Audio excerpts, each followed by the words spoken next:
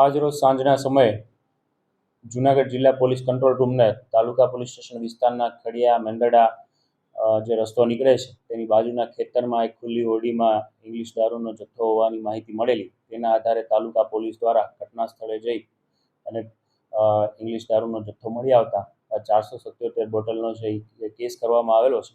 સાથે સાથે આ તમામ મુદ્દામાલ છે પોલીસ સ્ટેશન લાવવામાં આવેલો છે અને તેની કાયદેસરની કાર્યવાહી હાથ ધરવામાં આવેલી છે.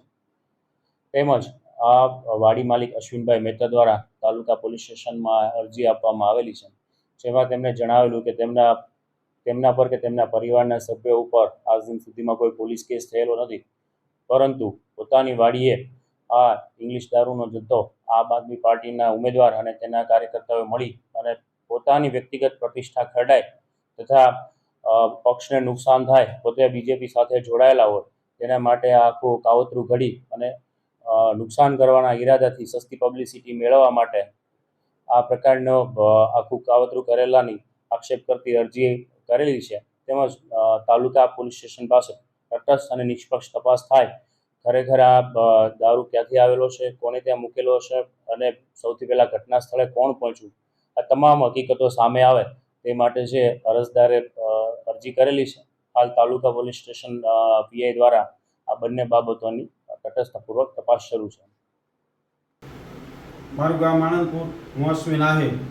મારી વાડી ખડિયાથી આણંદપુર જતા રસ્તે છે અને રોડને કાંઠે છે. મારી વ્યવસાય ખેતી છે અને હું પશુપાલન રાખું છું. મારી વાડી એક ઓયડી છે, એની અંદર ખાંડ અને ખેતીનો ઓજાર મૂકેલો છે.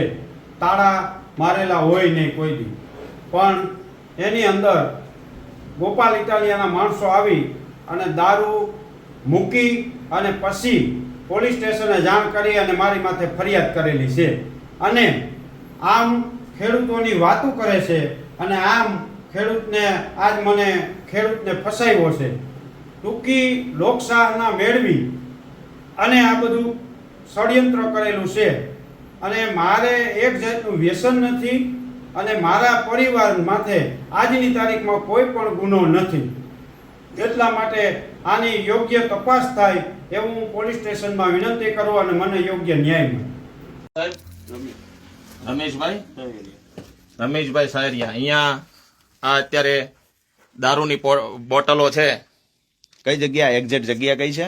આણંદપુરથી ટ્રાફિક શાળાની આગળ છે. અને આમાં લાઈટ કરો તો થોડી વ્યવસ્થિત શું છે અંદર બતાવો તો. અંદર